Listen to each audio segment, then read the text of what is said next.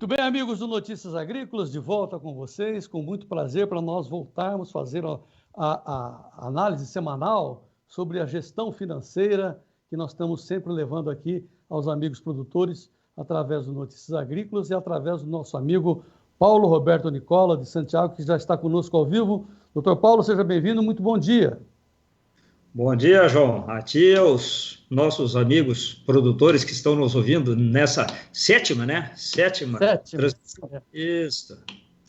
É uma caminhada muito interessante, favorável e com muita gente, mas isso que é interessante, né, Paulo? Muita gente nos assistindo, ouvindo, bebendo as suas palavras, as suas experiências, alguns contestando, mas sempre em busca de mais esclarecimentos. E a gente sempre incentivando, né, Paulo, aos produtores para realmente fazer isso, né? Indagarem, replicarem, criticarem, mas buscarem esclarecimento através do Fala Produtor, mandando mensagens para mim e para você, né, Paulo? Olha, eu estou encantado com a repercussão, viste? Eu não imaginava que nós pudéssemos realmente alcançar, e isso eu verifico no dia a dia, através do WhatsApp, mensagens lá no Instagram, no Face, né? Existe realmente uma ansiedade, uma preocupação. E deixa eu te contar uma, João. Sabes que é impressionante a quantia de agrônomos que estão nos seguindo? Que bom, que bom. É impressionante. Olha o que eu tenho recebido de comunicação, de consulta, de troca de ideias com agrônomos é muito grande. A preocupação dos agrônomos em se interar. Isso é bom porque eles que levam ao produtor esse conhecimento, né?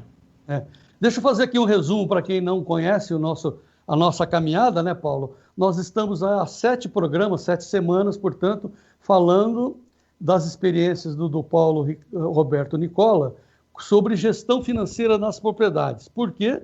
Porque há uma preocupação também muito grande de todos com o endividamento dos produtores, principalmente os pequenos e médios, que não têm muita informação disponível. E mesmo em grandes safras, já falamos sobre isso, são momentos de grandes endividamentos. Então, o esclarecimento do Paulo é esse. Quero dizer que o Paulo Roberto Nicola é um empresário de sucesso lá no Rio Grande do Sul, lá de Santiago, de onde ele nos fala, e também um produtor rural de referência, né, que tem exemplos a ser seguido, e autor de 2 livros, um deles é esse que está aqui em minhas mãos, Lucre Sempre com a Soja, o outro é A Lógica da Economia Rural, ambos disponíveis gratuitamente para vocês, bastando que vocês entrem no site do Paulo Roberto, que é economiarural.com.br. Aí você baixa os 2 livros gratuitamente através do PDF, aí você contesta, lê, aprende. É uma maneira muito fácil que o Paulo escreveu esses 2 livros de orientação, e aí você junta os conhecimentos que ele passa ao que ele vem falando, por exemplo, hoje, que é um programa que vale por 2, né, Paulo? Hoje nós vamos falar de 2 assuntos, porque tem um assunto que você deixou previsto na fala da semana passada, que íamos falar sobre o PAB. PAB é um índice que serve de referência ao preço da soja. Saber se o preço está bom ou está ruim. Agora está bom, mas quando ficar ruim? Essa é uma questão que nós temos que esclarecer do índice. E depois o outro, que é o tema, que é o grande tema desse nosso encontro, que é nas grandes safras, né, surgem, as grandes safras instigam grandes investimentos. Onde investir?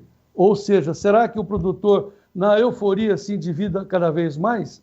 Então, Paulo, está certo esse meu resumo? Vamos começar pelo PAB, né? Sim, está certo, sim, João. Hoje o resumo foi aprovado, já é uma vitória para mim. Ótimo. Todas as vezes eu faço o resumo e falo mais ou menos. Não, está ótima a tua colocação, e só reforçando o que tu disseste, eu acredito que esse programa de hoje, junto com o passado, serão os 2 principais de todas as séries. Nesses 2, nós tratamos os principais focos de problema, né? E principalmente o de hoje, João, que nós vamos falar sobre investimentos. Eu acredito que vai mais esse e a próxima série, porque raciocina comigo, a nossa preocupação grande não é proteger o lucro bruto, João, todos os anos. Então, se tu fizeres um investimento inadequado ou errado, esse investimento vai ficar dilacerando ou melhorando o lucro bruto todos os anos. Então, olha a importância quando decides fazer um investimento. Você está jogando com o resultado da tua safra nos próximos 5, 6, 7 anos. Então, olha a importância do assunto que nós vamos tratar, João. O Paulo vai falar sobre comprar campo, né? Comprar novas terras. Começamos por aí, vamos falar sobre isso. Isso é importante falar sobre isso. Ele está muito reticente a isso, também vai falar sobre as diferenças quando você faz investimentos em maquinário. É imperdível, mas antes, vamos saber o que é PAB, esse índice que mede, que serve de referência ao preço da soja, que está no site do Paulo. Vamos lá. Bom, esse índice que eu chamo de PAB, realmente ele serve de referência ao preço da soja. Como é que eu criei esse índice, João? Em 2004, 2005, quando eu comecei a lidar com agricultura, a minha atividade era outra, totalmente diferente, e a agricultura era um paralelo, digamos assim, que eu dei sequência a algumas atividades rurais que eu tinha e me envolvi com a produção de soja.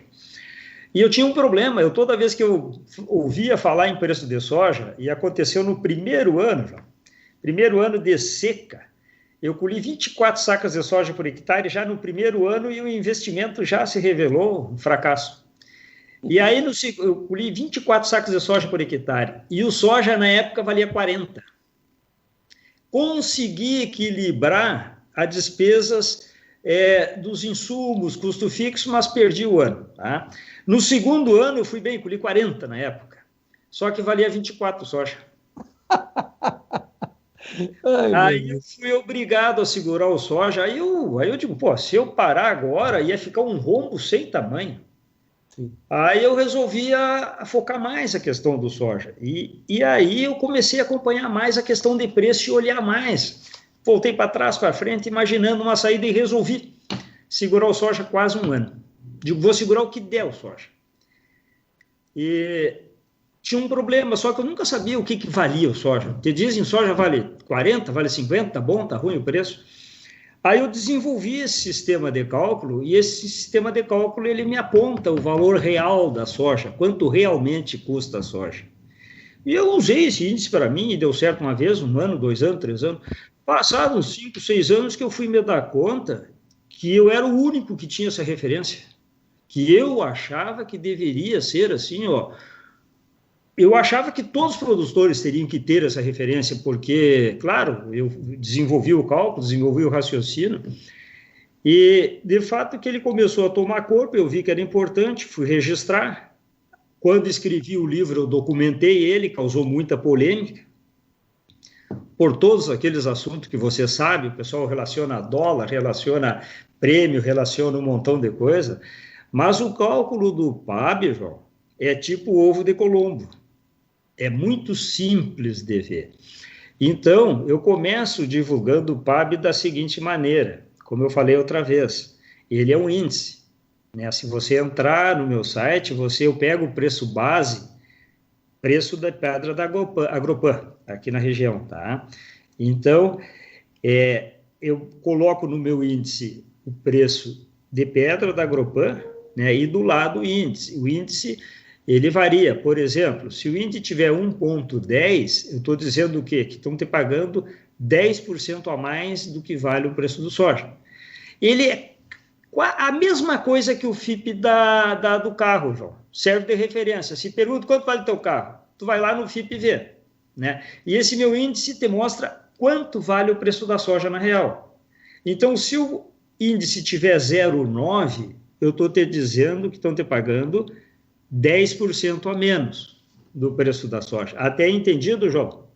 É entendido, mas assim, para eu não me confundir, né? Porque nós estamos falando muito nas edições passadas, estamos falando em médias de produção, aí falamos médias de sacas, medidos, sempre médias. Você defende essa posição. O PAB não é a média, o PAB é um índice que mede o preço da soja, se está bom ou não está bom. Nesse instante, o preço está excelente, né? Está sobrevalorizado, não é isso, Paulo? Isso, nesse momento o preço todo mundo sabe que está bom. Mas enquanto as coisas estão mais ajustadas, porque o normal o soja tem uma variação de 10% mais, 10% menos, não essas loucuras que está agora. Isso aí tem essa disparada louca do dólar que desequilibrou, mas que vai voltar ao caminho normal. Isso aí gerou esse assunto quando você me perguntou por que eu digo sempre evitar aquela frase, vai vendendo aos poucos para fazer média, tá? Mesmo mandando vender aos poucos para fazer média, João, tu sabe se o preço está bom ou está ruim? Então, se tu tens uma referência, por exemplo, hoje, se não me engano, uma coisa absurda, que está aumentando, não sei até onde vai, o soja deu mais aumentada, aumentou o prêmio, e hoje o soja está com 28% de sobrevalorização, mas isso aí tu pode ter certeza que vai passar mais 50 anos para acontecer isso de novo. Mas né? Olha... Maneira de expressar, né? 50 anos, maneira de expressar, passar muito tempo. Sim. Então, tu tem que ter uma referência, João, tá? E essa referência eu desenvolvi através de cálculos realmente de médias, mas aí eu tenho 2 capítulos que eu escrevi, João, que estão disponíveis gratuitamente no meu site, desde o início de 2008, 2010, parece que está disponível o cálculo de como ele é calculado. Esse índice, deixa eu te colocar o seguinte, por que eu tenho muita segurança nesse índice? Eu desenvolvi esse índice e eu fui muito questionado por o nosso amigo Antônio da Luz. Conheces o Antônio da Luz? Sim, é um dos maiores economistas. Mestre em economia, um dos maiores economistas do agro brasileiro, a referência do agro brasileiro, a jovem referência do agro brasileiro lá da Farsul. O Antônio da Luz mesmo, quando eu lancei meu primeiro livro e falei no índice, por isso eu tenho um respeito muito grande, uma admiração muito grande por ele. Ele também criou um montão de pontos de interrogação em relação ao meu índice, tá? E me convidou para dar um pulo lá na Farsul, eu fui lá no Senar, e ele ficou 3h30 fazendo uma análise dos cálculos, do desenvolvimento de cálculo que eu fiz. Me questionou da manhã à noite. Mas da manhã à noite, fiquei 3h30 lá. Tá? E depois disso, João, ele comprou a ideia e, inclusive, ele introduziu o meu índice em currículo escolar da universidade, onde ele dá aula de doutorando e pós-graduação. Então, esse meu índice hoje, ele faz parte de currículo universitário. Tá? Então, precisa-se que saiba-se que esse índice ele já tem uma credibilidade bastante grande, ele é muito acessado, né? Ele tem muitos produtores que acessam direto, que muitas vezes tu quer vender teu soja, então tu imagina o seguinte, em vez de dizer, vá vendendo devagarinho, eu dizer, olha, venda todo que está com 10% acima do preço normal, né?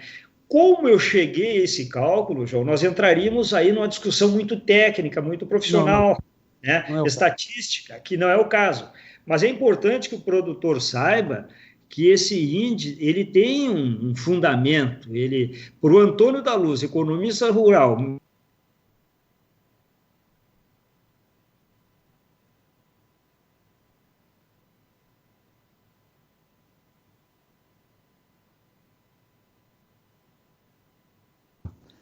vamos dizer assim, que como não é o tema da nossa conversa hoje, e até avançamos muito nesse assunto, nós vamos deixar esse assunto para uma próxima intervenção nossa, né, Paulo? Porque nós vamos esperar também que os nossos telespectadores, os produtores rurais, consultem o PAB, tenham suas indagações, suas dúvidas, para que com tudo isso a gente faça um outro programa só sobre esse índice, mas sempre lembrando, entre no site Economia Rural, está lá o índice, para vocês perceberem que ele serve, como disse o Paulo, uma referência para o preço da soja, tal qual o FIPE serve de referência quando você vende o carro.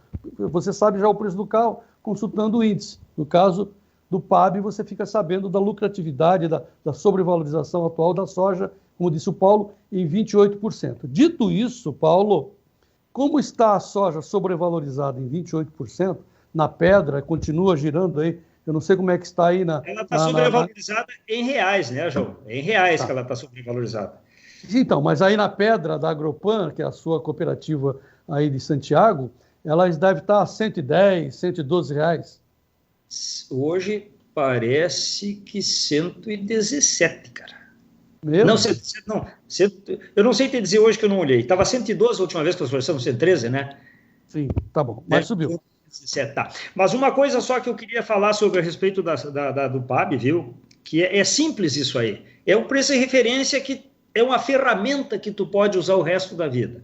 A única pergunta que me fazem aonde eu vou, João, ele serve para o Brasil inteiro? Ele serve para várias regiões? Tá? Eu vou afirmar que sim. Por que ele serve para várias regiões? Porque o PAB, todo o estudo dele é feito em percentuais. Tá? Então, por exemplo, o PAB está relacionado com, digamos assim, ó, o grande lance, entre aspas, que eu tive, foi que eu identifiquei quanto ele vale em função da velha lei da oferta e demanda, tá? Que é em função dos estoques existentes no mundo. Tá? Então, quando, por exemplo, surge uma notícia que faz variar constantemente esse preço, o preço varia em todo o Brasil, não é só aqui numa determinada região. Então, como eu comentei outra vez, se a China devolveu um navio de soja e diz que vai passar um mês sem comprar e cai os preços, cai o preço em todos os lugares, tá? E cai proporcionalmente em todos os lugares. Então, sim, o PAB serve para qualquer ponta do território nacional, em relação ao preço de referência da soja. Isso eu acho que é o suficiente, viu, João, para saber por enquanto. Inclusive, esse índice também vai poder servir para outras culturas, não só para a soja. Até para nós vamos dizer que ele serve depois para milho, para trigo, para gado, mas cada uma commodity deverá ter o seu PAB. Tá. Na verdade, assim, a essência é anotar e comparar e ter a história de cada cultura. A hora que precisar saber, o preço está ali. Não precisa vender aos pouquinhos. Vende tudo, segura. Se está baixo, segura, vende outra coisa. Então, é justamente para isso que ele existe, para orientar na hora da venda do produto. Mas o fato é que, se a soja está sobrevalorizada 28%, como demonstra o índice PAB, o fato é que em grandes lucratividades, em grandes safras, em grandes farturas, se tem o endividamento também na mesma proporção. Essa é a tarefa que nós estamos tendo aqui com essas entrevistas do Notícias Agrícolas com o seu Paulo. E hoje nós vamos nos dedicar, né, Paulo, em dizer que quando você tem grandes farturas, grandes safras, você fica instigado a fazer grandes investimentos. Aí é que mora o perigo? João, eu vou te falar uma coisa muito importante que me ocorreu agora, que nós podemos, de vez em quando, vender alguma ideia sem querer errada. E uma ideia importante de se pensar agora é o seguinte, tem muitos clientes meus que têm soja estocado e eu estou orientando a não vender. Por quê? Porque existe um momento político no Brasil muito complicado, João. O soja é dolarizado.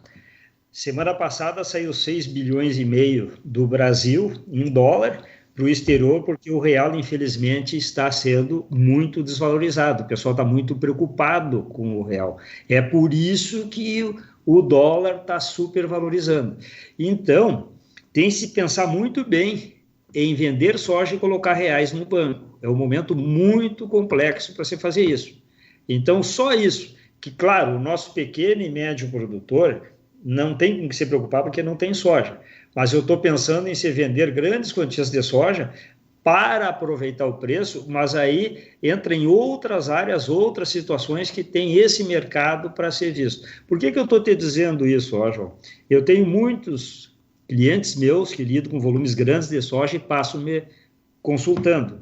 E eu não quero vender a ideia aqui de que o soja disponível agora venda tudo porque o preço em reais está bom.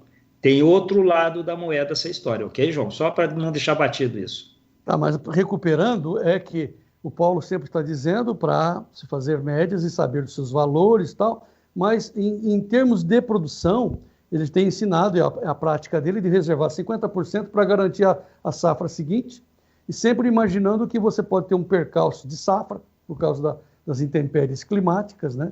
Então ele reserva isso, garante a safra seguinte, quando o preço está bom, ele vê o índice, e 50% está reservado, 25% são despesas fixas que ele tem, e aí ele tem o restante como investimento.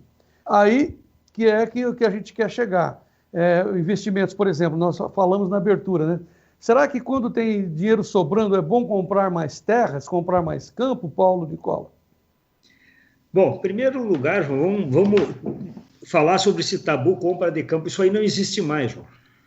Eu vou fazer um cálculo bem simples para ti. Na década de 60,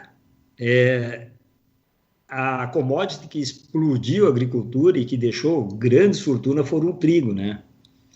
Naquela época, João, do trigo, a produção de trigo média aqui na região era 21 sacas de trigo por hectare. Só que o custo para ser produzido uma hectare de trigo, na época, eram 7 sacas de trigo para pagar a despesa de um hectare, né?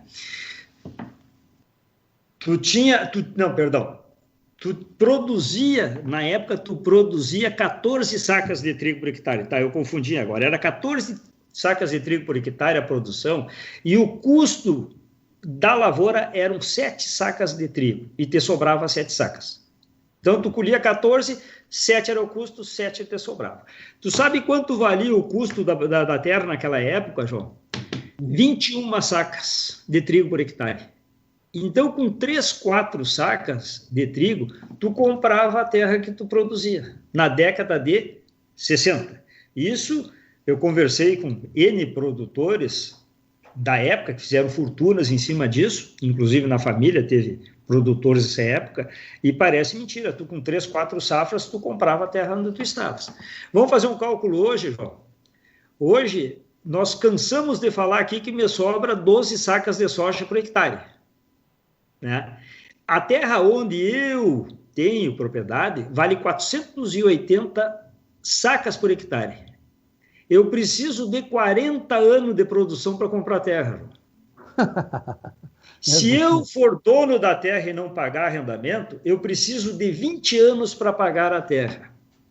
Então, investimento em terra não é mais feito com o dinheiro da produção. A não ser que tu plante um volume extraordinário de terra e seja proprietário, que aí tu, em vez de 12, vai ter sobrar 24. Né? O que se ouve muito, se vê muito, é troca de mão as propriedades. Eu vendo para ti, compro outra lá, vendo de lá, ou profissionais liberais ou grandes empresas comprando terra. A regra hoje é essa. Eu não vejo alguém gerar riqueza suficiente. Inclusive, eu já, há 15 anos atrás, tinha um cidadão aqui que foi um fazendeiro grande, agricultor grande, que ele vivia dizendo, já há uns 20 anos atrás, que o produtor compra a terra e sai do ar uns 4, 5 anos. Desaparece. Né? Então, essa questão de comprar terra, João, então, eu acredito que isso aí já ficou no passado. Quem fizer as contas direitinho, e eu conheço vários endividamentos, inclusive cito naquele meu primeiro livro, que gratuitamente está ali, quando eu falo sobre liquidez, eu cito alguns exemplos de investimentos em propriedades que levaram à derrocada total de quem comprou. Porque é aquilo que nós comentamos agora há pouco, ó. Quando tu fazes um investimento, né, tu pode afetar o lucro que tu tem para os próximos 4, 5, 6 anos.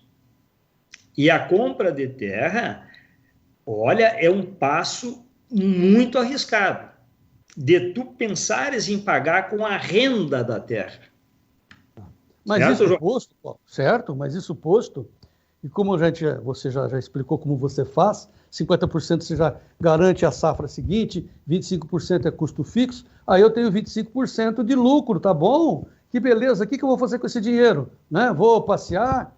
Ou eu vou investir, vou renovar meu parque de máquinas? O que eu faço? Como seria se eu pudesse, né? Bem, lá no início das nossas lives, nós temos comentado a importância de tu ter uma estrutura financeira, de tu teres um pouco de liquidez. Tá?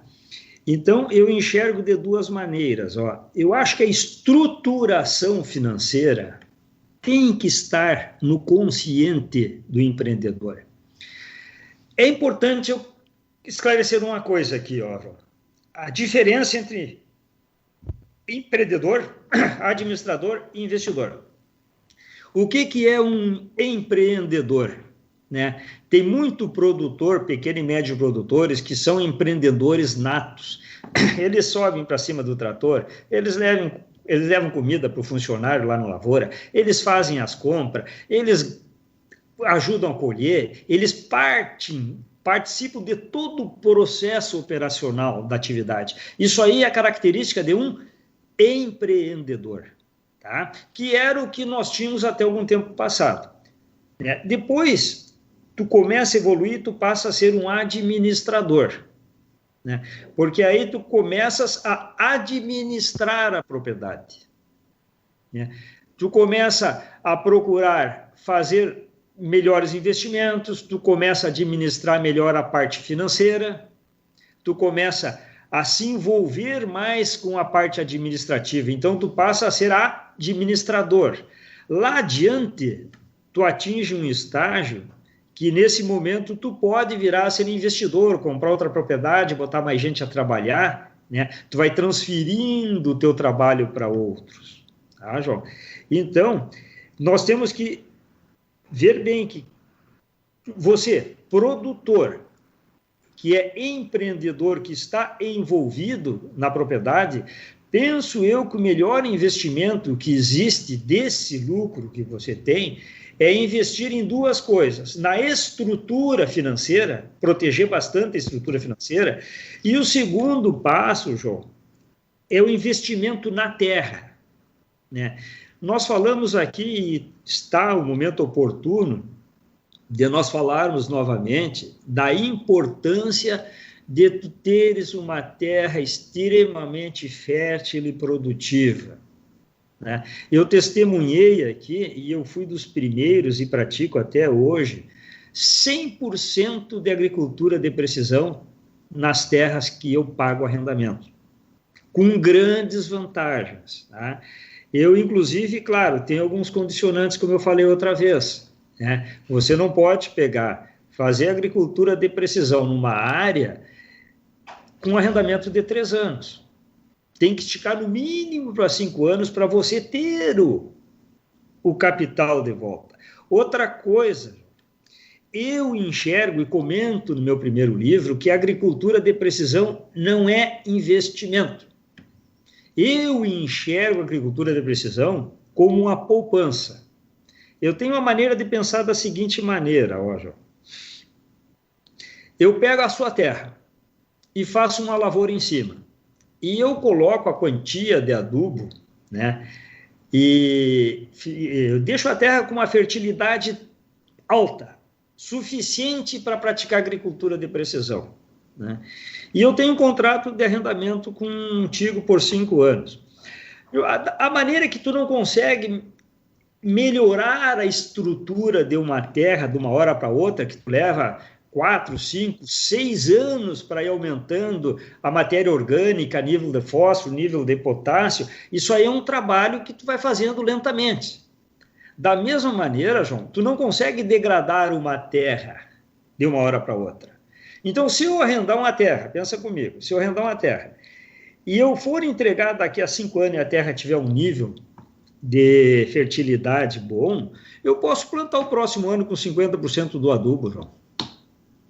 Entendi. E no outro ano eu planto com 60%, 70% de adubo e eu vou colher a mesma coisa, porque a terra ainda vai me dar suporte para isso.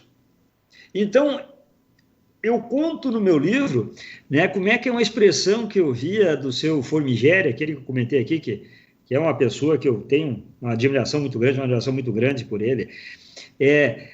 Como é que ele dizia, nós temos que ter uma terra gorda. Sim. Para um momento de precisão. Precisão. E ele, quando esteve quebrado, viu, ele apostou todas as fichas dele numa safra de trigo, que eu conto no livro, e deu tudo certo, e eu ainda comentei com ele, mas o senhor teve sorte de colher bem, porque o senhor botou pouco adubo. Aí que ele veio com essa, não, mas a terra sempre tem que estar gorda para o momento de precisão. Eu sempre botei 15% a mais do que precisava de adubo. Então, isso é uma das vantagens que tem a agricultura de precisão. Outra vantagem que eu notei, eu não sei como é que é em outros lugares, mas na minha região, ou é trigo ou é pecuária, eu vou para a pecuária. Né? Eu cheguei num patamar, João, que hoje, as minhas pastagens, eu chamo isso aí de efeito colateral, são espetaculares. Porque hoje, na realidade, eu boto adubo na pastagem. Quando eu vou plantar soja, eu só largo as sementes. Né? Então, o efeito na propriedade, a qualidade da terra, também é muito diferença. E outra coisa, ó, João, já que nós estamos falando dos benefícios de uma agricultura de precisão, de investimentos. Aqui no Rio Grande do Sul, tu viste que nós passamos por uma seca. A média aqui na região, João, aonde eu estou, raros passaram de 20 sacos, 22 sacos. Olha, quem pegou 24 sacos aqui se deu por feliz. Aonde eu estou aqui. Vou te confessar uma coisa, eu colhi 35. Agora. E conheço 3 ou 4 que colheram 35. E eu fui conversar com esse cidadão que colheram entre 30 e 35. E todos tinham uma coisa em comum, João. Tá? E aconteceu na minha lavoura, não vou falar pelos outros. O que aconteceu na minha lavoura? O enraizamento do meu soja, quando você pede 25, 30 centímetros, o enraizamento do soja nas áreas de agricultura de precisão era 40 centímetros. Então, durante a seca, a planta abortou um pouco, né? Mas ela segurou a barra, ela não deu para trás. E aonde não tinha esse enraizamento, a planta morreu, desandou. Então, olha, se não fosse agricultura de precisão, nesse momento de eu ter uma terra estruturada, um enraizamento muito bom na terra, né, a planta perdeu, abortou alguma coisa. Né, mas ela não deu aquela queda violenta, porque a umidade ela encontrou para passar o período. Né, e o reflexo veio lá adiante. Então, olha só, ó, eu tenho até um seguro contra a seca, porque realmente a minha média ela é uns 7, 8 sacos acima da média, em função disso. Excelente mensagem, Paulo, porque eu acho assim, entendi perfeitamente. Se você tem um sobrepreço, uma sobrevalorização na soja, vai te sobrar um dinheiro, o que você vai fazer com ele? É a mensagem de hoje, ao invés de investir em comprar campos ou novas terras, invista na sua própria terra, faça a sua terra engordar para as necessidades futuras. Ô Paulo, sabe o que eu vou fazer? Eu vou fazer uma proposta a você. Eu acho que esse assunto está muito bom, porque agora a gente tem que entrar em investimentos de outros tipos de investimentos, inclusive maquinário. Mas eu acho que é melhor, como o item investimento em maquinário é muito extenso, eu acho que eu deveria deixar para uma outra ocasião, para as pessoas raciocinarem as informações e analisarem as informações que nós estamos passando hoje. Você acha isso bom ou quer fazer avançar? Eu contigo porque, João, cada passo que nós demos aqui tem que ficar bem claro. Tá? Porque tem outros benefícios da agricultura de precisão ainda, tá? Que eu não entendo, quer dizer, eu desconfio por que não se faça. Né? E é uma coisa muito difícil de eu entender. Tu sabe quanto por cento dos agricultores do Brasil fazem agricultura de precisão, segundo o Cláudio da Dracar lá, que é quem faz agricultura de precisão para mim? 20%. Aqui na região que eu estou, eu tenho certeza que não dá 10% que tem agricultura de precisão em toda a área, João. Sim. E tem outra, João, considerando que a agricultura de precisão te reduz bastante o custo em adubos, em adubação, porque é conhecido de todos os produtores, o produtor já tem conhecimento suficiente para conhecer a tal de lei dos mínimos. Não adianta eu ter um horror de fósforo e não ter nada de potássio. Então, quando eu largo o adubo, e essa linguagem o produtor entende, que eu largo numa taxa constante, que eu chego lá e largo 300 quilos de adubo por hectare, o que acontece? Eu tenho regiões que já têm uma adubação bem acima da que precisa, então aquele adubo ali eu posso estar botando fora. E tem outras regiões que precisariam muito mais que isso, e está ficando com menos adubo. E daí a irregularidade dentro da lavoura me provoca um problema bem maior.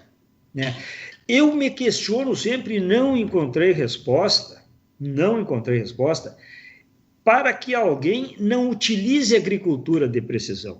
Na minha maneira de pensar, e eu comparo também no meu livro, já que eu escrevi há 10 anos atrás, tu te lembra a diferença que foi daquela agricultura convencional para o plantio direto? Sim. Foi uma revolução violenta, né? A mesma coisa eu falo da agricultura de precisão agora. Olha só, olha o custo, lembra aquele 1,50 milhão que nós falamos de custo? Então, o que tu faz? Tu pega aquela sementezinha e coloca na mãe terra. E passa a noite em claro torcendo que aquela sementezinha... Quem é que vai proteger aquela semente? Quem é que vai cuidar? Quem é que vai alimentar? Solo. Quem é que vai transformar em grão? O solo. Então, aí eu fico me questionando, como é que eu digo, o produtor tem amor pelo solo? Tem amor pela terra? Muito bom. Muito bem. Tá. Se eu tenho amor pela terra e eu vou depositar todo o meu patrimônio, todo o meu capital, todo o meu giro num leito de terra, eu tenho uma saudade muito grande, conheci uma vez só o Gassen. O Gassen, ele tratava, não o hectare, ele tratava a planta por pé. Um grão, é por semente que ele analisa, é o pé de soja que é bom, é o pé debaixo da cerca, ele não tratava por metro quadrado, era por plantar. Então, eu vou pegar todo o meu capital, todo o meu patrimônio, todo o meu futuro, se eu vivo da agricultura, e vou colocar a semente na terra. Aí eu pergunto, João, aonde eu tenho que investir mais? Muito claro, está muito certo. Muito certo, Paulo Nicola. Aí eu volto a questionar de novo. Eu, produtor, eu cuido da terra? Eu tenho paixão pela terra, que é o que me sustenta? Eu amo a terra que eu tenho, eu cuido bem dela, eu boto palhada nela para quando o sol está forte, né? Aonde eu vou botar a semente ali que vai me sustentar nos próximos 3, 4 anos, que vai formar meu filho, que vai pagar minha conta de luz, que vai pagar a conta d'água, que quando eu chegar em casa sem dinheiro, a mulher vai estar me pedindo aos berros. Eu vou botar a semente ali, João, dá para entender por que não se investe na agricultura. Eu talvez possa parecer até um pouco dramático, mas eu não entendo isso, João. É onde eu estou, vou parar para lá, lado financeiro, é onde vai vir a receita para cobrir todas aquelas despesas que eu tenho. Então, eu digo o seguinte, estruturação financeira, né, e a terra são dois focos que, olha, João, se tu parar o programa por aqui e isso entrar na cabeça do produtor, eu vou me sentir um herói. Não, é isso aí. Eu acho que essa é a mensagem, a grande mensagem, a sua veemência em defesa da preocupação e do foco na produção da terra, né, protegendo o seu bem maior, é essencial para essa nossa conversa de hoje. Porque, em resumo, né, Paulo, com a rentabilidade ou a sobrevalorização que você está conseguindo nessa safra, não desperdice comprando terras, e sim invista na sua terra, né? Faça com que ela engorde. Bem, acho que entendi perfeitamente, os nossos amigos que estão nos acompanhando certamente entenderam e perceberam a importância da veemência com que Paulo defende os investimentos no solo. Acho que é a grande mensagem de hoje, né, Paulo? Mas vou melhorar um pouquinho? Mas não? Só um detalhezinho importante, que eu acho importante e cabe no momento.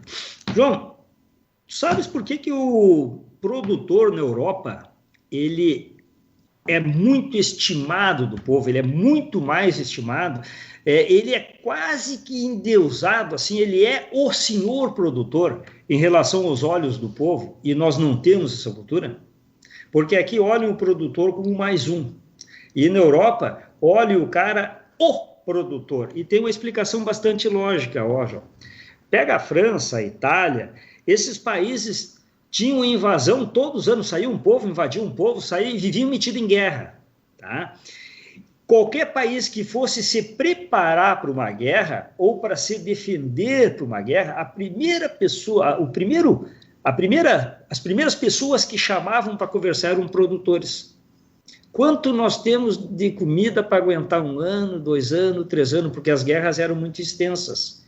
Vão nos invadir, vamos nos cercar. Quanto nós temos de comida? Então, o produtor era a peça-chave para toda e qualquer movimentação de disputa territorial na época.